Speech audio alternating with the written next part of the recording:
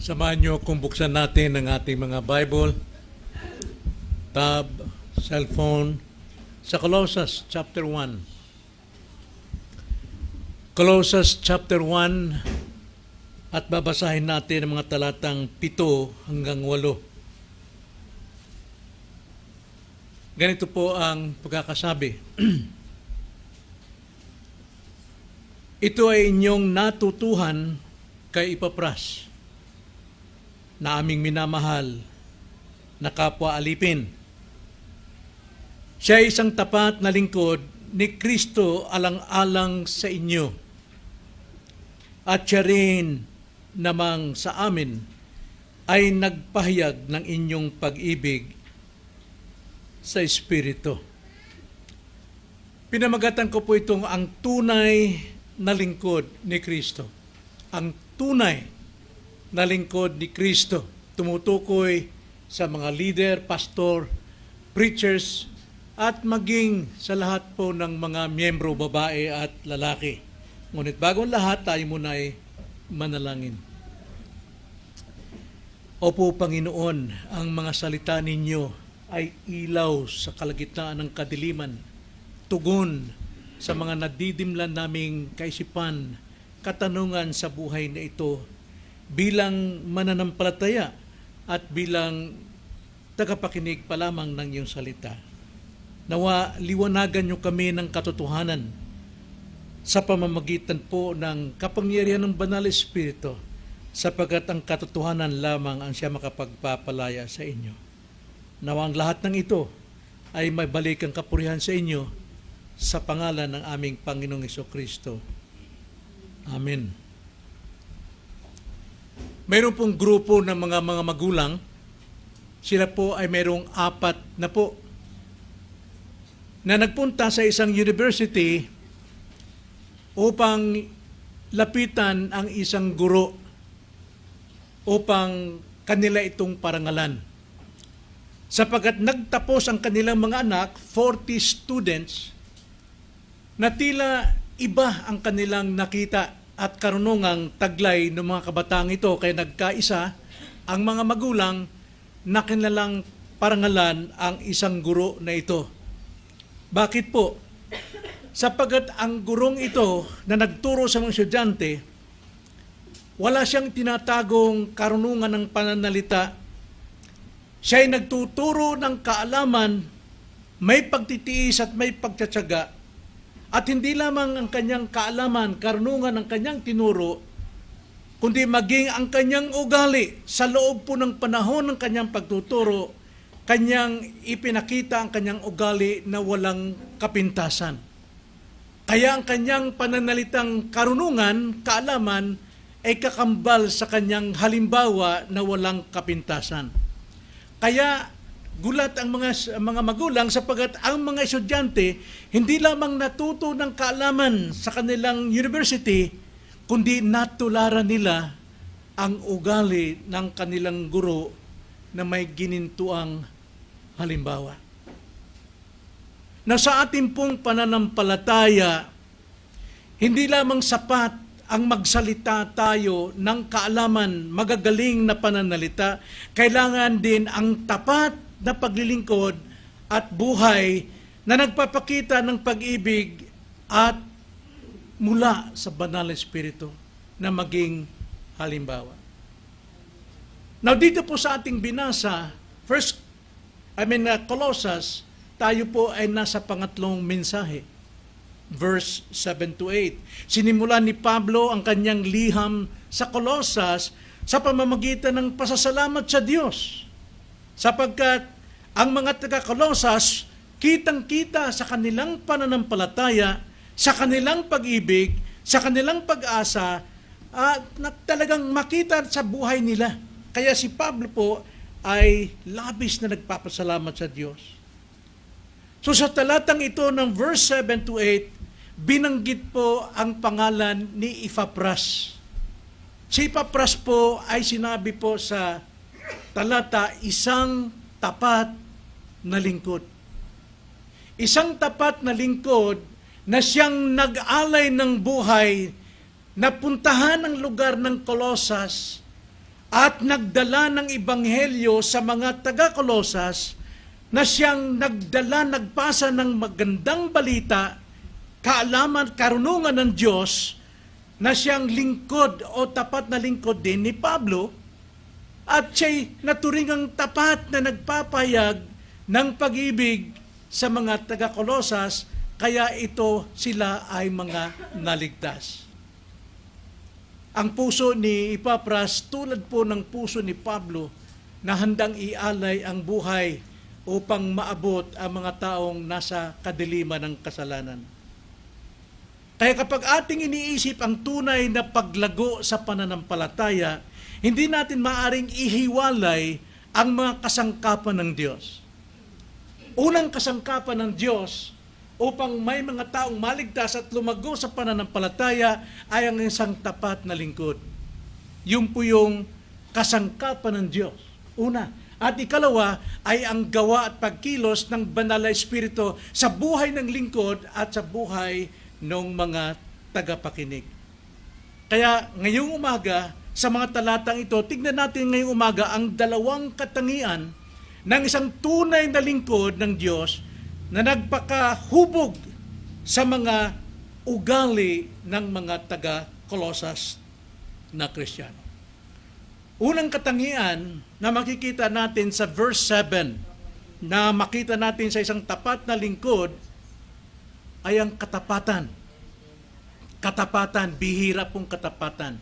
Marami po ang nagpapakitang tao, o halos lahat ng mga tao nagpapakita po ng katapatan. Pero kaiba pong katapatan ni Epapras dito, sapagkat ito'y katapatan bunga po ng Espiritu sa Diyos, ng Diyos sa kanyang sarili. Verse 7, ganito po ang pagkakasabi. Ito ay inyong natutuhan kay Epapras na aming minamahal na kapwa alipin. Siya ay isang tapat na lingkod ni Kristo alang-alang sa inyo. Tapat na lingkod alang-alang sa inyo. Si Epapras po, mismong banal na kasulatan, ang naglarawan at nagpakilala sa kanya na siya po'y tapat. Saan? Sa pagtuturo ng salita ng Diyos. Nagtuturo ng salita ng Diyos, ng salitang ng Diyos na kanyang tinuturo ay mismong buhat sa salita ng Diyos at hindi sa salita ng mga tao. Kaya matawag siyang isang tapat. Gospel po ang kanyang itinuturo at kanyang ipinapangaral, kaya naligtas itong mga taga-Kolosas. Ganito rin po ang patutuo ni Pablo, sapagkat si Pablo dumating siya kung saan sa mga lugar, hindi para mangaral ng magagandang pananalita, kundi wala siyang ibang ipinapangaral kung ano yung ebanghelyo, si Kristo at ang krus na kanyang kinamatayan. Kaya marami pong naliligtas. Sabi nga niya sa 2 Thessalonians chapter 2 verse 14, ang sabi ni Pablo, dito'y tinawag niya kayo sa pamamagitan ng ng aming ebanghelyo. Ang sabi ni Pablo, yung mga Kristiyano dito sa lugar na ito, tinawag sa pamamagitan ng kanyang ebanghelyo. Meaning to say, inaari niya ang ebanghelyo na kanyang sarili. Bagamat ito ay tungkol sa Panginoon, sapagkat taglay ni Pablo ang pusong bago, katapatang mula sa bunga ng banal na Espiritu. Kaya sa kanya pong pangangaral, pinapangaral niya yung kanyang ebanghelyo. Hindi ebanghelyo ng ibang tao. Hindi na ebanghelyo na magagaling na mga tao, kundi ang kanyang ebanghelyo. Upang, ang sabi ni Pablo, magkamit ng kaluwalhatian ng ating Panginoong Hesukristo. Tanging ebanghelyo ng isang tapat na mangangaral, matatanggap ng mga tao ang kaluwalhatian ng Diyos sa pamagitan kay Kristo. Hindi sa galing ng husay, hindi sa mabibigat na mga salita, kundi sa ebanghelyo. Si Pablo po ay namumuhunan ng kanyang buhay upang abutin ang mga taong galit na tapupuot sa ebanghelyo, sa mga taong hindi kumikilala sa Diyos. At ganito rin po si Epapras. Si Epapras po ay na-disciple ng Panginoon. Puso ng Panginoon nandun kay Pablo at puso ni Pablo naroon din kay Epapras. Handang mag-alay ng buhay. Hindi siya tulad ng mga mangangaral sa ating panahon ngayon. Mga mapagmamalaki ang mga mangangaral, mahuhusay, magagaling. Kung mangaral, demanding at laging nasa second person, kayo, kayo, kayo. Na para bang hindi niya tinuturing na mayroon ding ginamit ang Diyos para maligtas ang mga ngaral. Dapat hindi laging ginagamit ang second person, kayo, kundi dapat first person, ako, tayo. Pero dahil sila magaling, inaakala nila na sa kanilang magaling na pangangaral ay naligtas sa mga taong ito, samantalang yung kanyang pinapangaralan ay naligtas sa pamamagitan ng tapat na lingkod at hindi sa kanya. Maraming mga ngaral ngayon, magagaling magsalita, mahusay tumindig at pinapakita ang galing ng kanyang kahusayan na para bang nagdedemand na kayo maniwala at sumunod sa akin sapagkat akong pag-asa ninyo. Dapat mayroong kababaan, tayo po, lalo na't matatanda, lalo na't may mga karanasan, mga kabataan, dapat tayo po, si Epapras, kaiba, tulad siya ni Pablo, at si Pablo tulad kay Kristo. Kaya dito malinaw na inilarawan ni Pablo na itong si Epapras ay tapat sapagkat mismong kongregasyon ng Kolosas nagpapatotoo. Paano? Sa kanilang buhay, nakuha nilang ang ugali ni Pablo, nakuha nilang pangangar ni Pablo, nakuha nila ang asal ni Pablo, tulad ng isang guro. Nakuha ng estudyante ang kanyang ugali, hindi kayabangan. Na alam ko, hindi ko pwedeng hamakin yung mga teacher, ginagawa nila ang kanilang buhay. Pero kadalasan tumatayo yung teacher na may authority. Makinig kayo! Makinig kayo! Pero hindi po ganyan ang lingkod ng Diyos. Kundi pinapayag ang Ebanghelyo ni Kristo. Tulad ng isang kartero sa gera, no? Sa digmaan. Ang kartero, ang trabaho niya ay ihatid ang liham. Hindi niya bubuksan pakikialaman at baguhin ang liham. Kukunin niya magagandang pananalita, ilagay niya rito magandang kaisipan. Hindi, kung ano yung dala niyang liham para doon sa mga sundalo, yun ang kanyang katapatan, hindi niya pinapakailaman ang mensahe. Ang kanyang tungkulin ay may hatid ng buo. Kahit anong hirap ng daan, nag-aalay siya ng panahon. Ganyan din ang tapat na lingkod ng Diyos. Hindi niya binabago ang gospel. Hindi sugar-coated ang gospel. Kundi kung ano yung sinasabi niyang tapat ito upang tapat ding makatanggap ng kaluwalhatian ang nakikinig. Tayo rin ba? Bilang mga Kristiyano sa ating tahanan, tayo ba'y tapat na lingkod ni Kristo?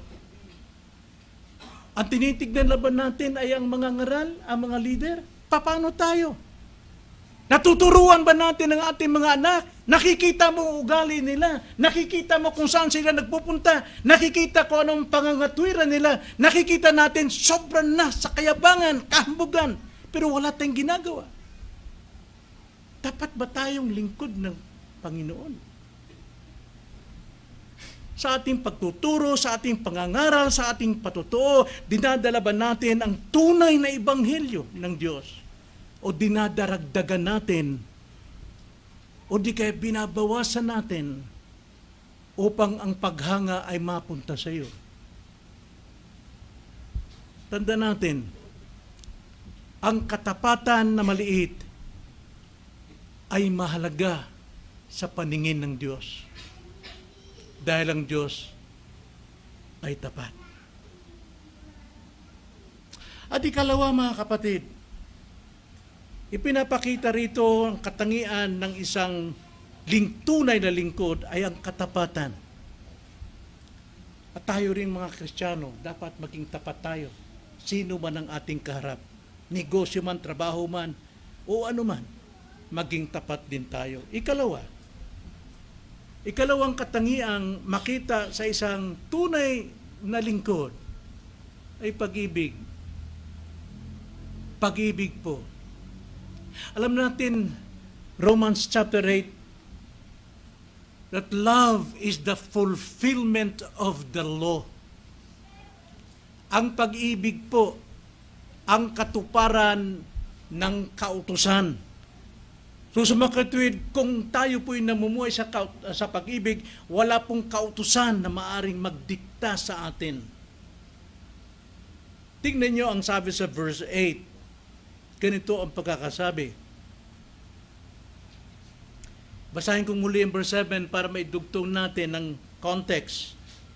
Ito ay inyong natutuhan kay Epapras na aming minamahal na kapwa alipin. Siya ay isang tapat na lingkod ni Kristo alang-alang sa inyo at siya rin namang sa amin ay nagpahayag ng inyong pag-ibig sa Espiritu. Bakit po naging maibigin, tapat itong mga taga-Kolosas na nagkukwento, nagpapatotoo kay Pablo sapagkat dinala nila, natanggap nila ang pag-ibig na yon mula sa isang tapat na lingkod na si Epapras. Kung anong puno, siyang bunga. At ang pag-ibig na ito ay nagmumula sa Espiritu Santo. Pinag-aaralan natin ito. The fruit of the Spirit. Kabilang dito sa fruit of the Spirit, lumalabas sa atin habang tayo po'y namumuhay progressively in sanctification. Habang namumuhay tayo na banal, lumalago ang bunga na ito. At number 1 bunga, katangian ng bunga is love.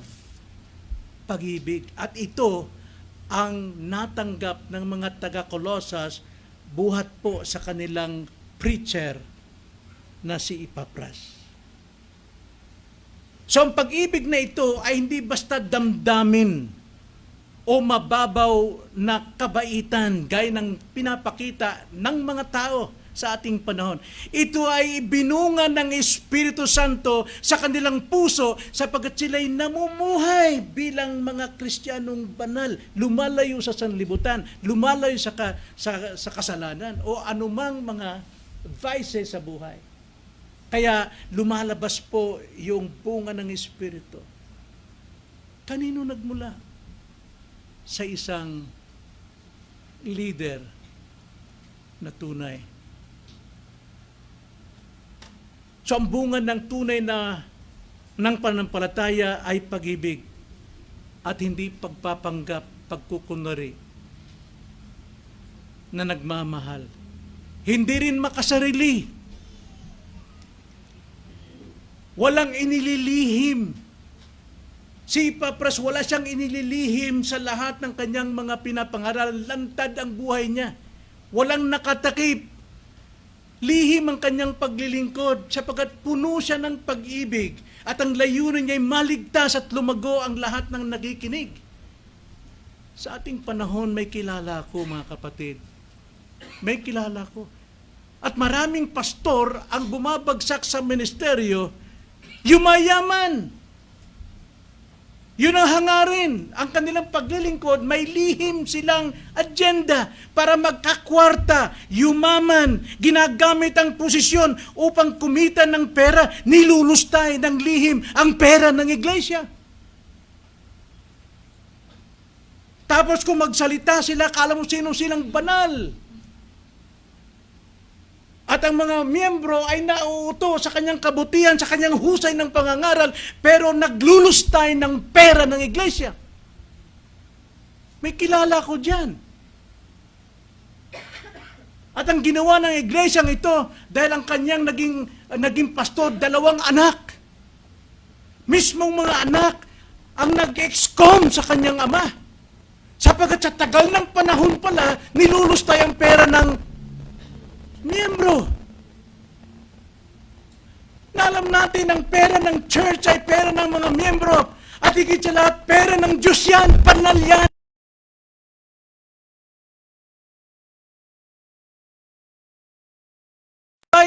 Pera ng mamamayan. Paano masabing tunay siyang lingkod? At mayroon daw kayong kilala sa isang iglesia, manggagawa siya ng iglesia. Siya'y pinagkatiwalaan ng mga pastor, pinagkatiwalaan ng mga deacons. Kaya pagdating po sa offering, siyang pinapaligpit doon habang sumasamba ang iba, nandun siya sa loob. At pagkatapos, ilang buwan lang nakabili ng kotse. Nakapagpatayo ng bahay sa kanilang lugar. Nagtataka ako, sabi ko, mayroon na siyang hanap buhay sa pier. Kaya noong may project ang iglesyang ito, extension, nagsabi yung pastor sa mga miyembro, hindi natin magagawa ang ating extension dahil wala tayong pondo. Kulang. Hirap tayo. Pero nagsalita mga miyembro, bakit? Ang sabi ng isa, Pastor, imposible yan. Dahil nung linggo, million yung tinights ko. Million. At yung isa naman, ang sabi, 200,000 yung tinights ko. Kaya, ginawa ng aksyon ng leader ng iglesyang ito at nalaman nila, isa sa mga manggagawa, pinagkatiwalaan.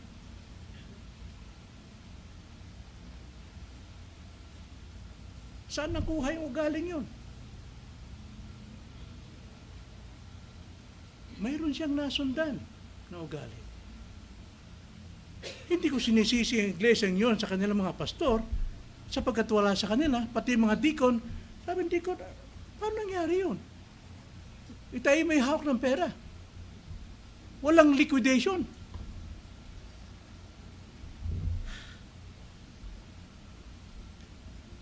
Ngunit, ang isang tapat na lingkod, isang tunay na lingkod, ay tapat. Puno ng pag-ibig, walang pandaraya, walang paglilihim, kundi hayag siya. May tutulad siya sa isang punong kahoy.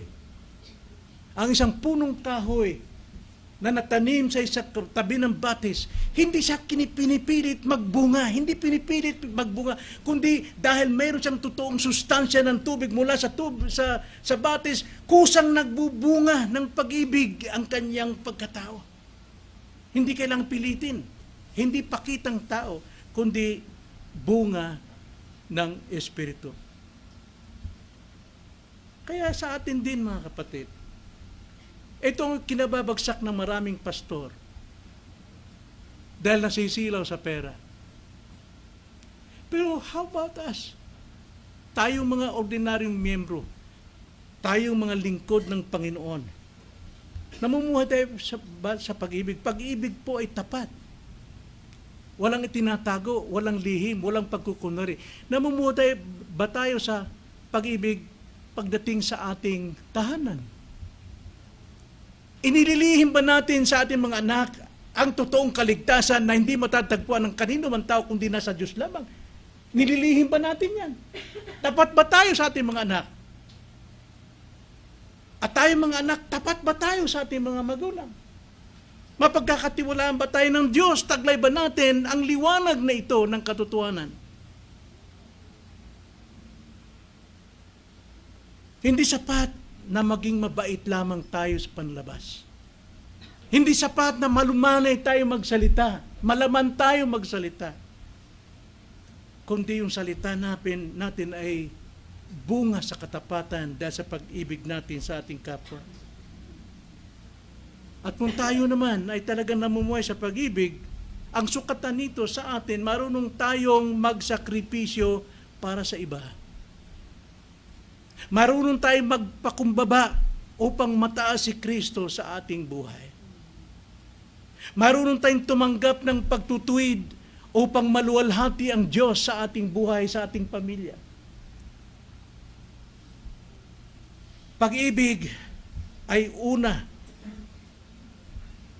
inuuna ang Diyos. At ikalawa ay ang kapwa mananampalataya o kapwa-tao at hindi inuuna ang pakinabang.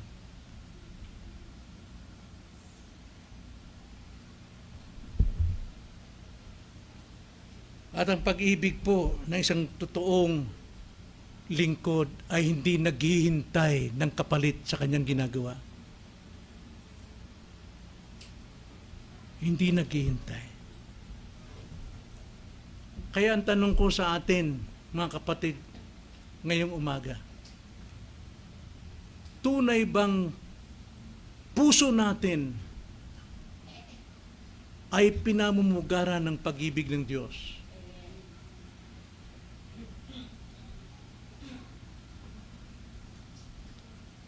Mga kapatid, ang tunay na pananampalataya kay Kristo ay may bunga. Number 1 is katapatan. Katapatan. Ikalawa, pag-ibig. Bunga ng ating pamumuhay sa kabanalan, umuusbong, nahihinog ang pag-ibig ng banal na Espiritu sa ating mga buhay. Kaya, sa pangwakas po nating hamon, maging halimbawa natin si Epapras na talagang ipinakilala ng mga miyembro at ipinakilala nitong ni Pastor Pablo na itong si Epapras ay isang tapat na lingkod ng Diyos. At hilingin natin sa Diyos na punuin tayo ng kanyang pag-ibig din upang tayo ay magliwanag sa kabutihan at maraming magpupuri sa Diyos sa liwanag na ito sa ating Diyos. Sa ganitong paraan, tayo rin ay magiging tunay na patotoo ng Ebanghelyo sa mundong ito. Tayo manalangin, mga kapatid. O Panginoon, turuan mo kaming maging tapat na lingkod. Gaya po ni Epapras na siya'y tinataas ng kanyang mga miyembro,